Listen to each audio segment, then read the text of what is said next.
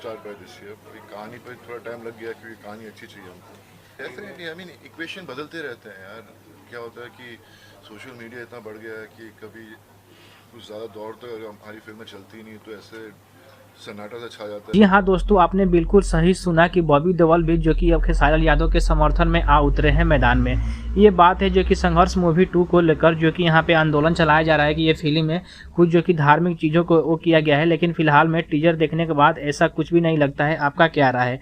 लेकिन हम बात कर रहे हैं जो कि खेसारी लाल यादव मतलब ट्रेंडिंग स्टार के यहाँ पे संघर्ष 2 का जब से टीजर आया है तब से हर कोई जो कि इस टीजर को देखकर हैरान है. लेकिन फिलहाल में कुछ ऐसे जो कि दर्शक हैं जो इनको फिल्म को लेकर रास्ते पर उतर गए हैं और बायकॉट का नारा लगा रहे हैं. जैसे कि पठान फिल्म शाहरुख खान के आई थी, वैसे ही जो कि धरना प्रदर्शन हर जगह पर हो रहा था, वैसे ही खेसारी लाल यादव की ये फिल्म संघर्ष 2 आई है तब से हर जगह जो कि पटना से लेकर कुछ शहरों में जो कि बायकॉट को नारा लगाया जा रहा है.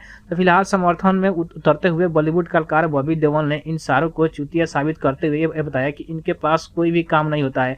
चाहे आप अच्छा काम करें तब भी आपको यहाँ पे जो कि 2 गालियाँ सुनने को मिलेगी, बुरा काम को तो छोड़ दीजिए.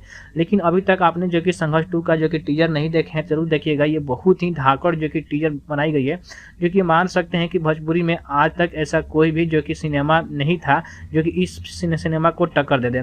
फिलहाल बॉबी देओल ने इस फिल्म को लेकर इतना अपना खुशी जताया है कि भोजपुरी भी कहीं ना कहीं आगे बढ़ रहा है. तो कुछ समय से जो कि यहाँ पे बॉलीवुड के भी कलाकार हैं वो भोजपुरी को सराहना कर रहे हैं. तो ऐसे में देखने में लगता है कि यह भोजपुरी जो भी सिनेमा है बहुत ज़्यादा जो कि आगे बढ़ते हुए नजर आ रही है. आपको क्या लगता है? कमेंट में जरूर बताइएगा.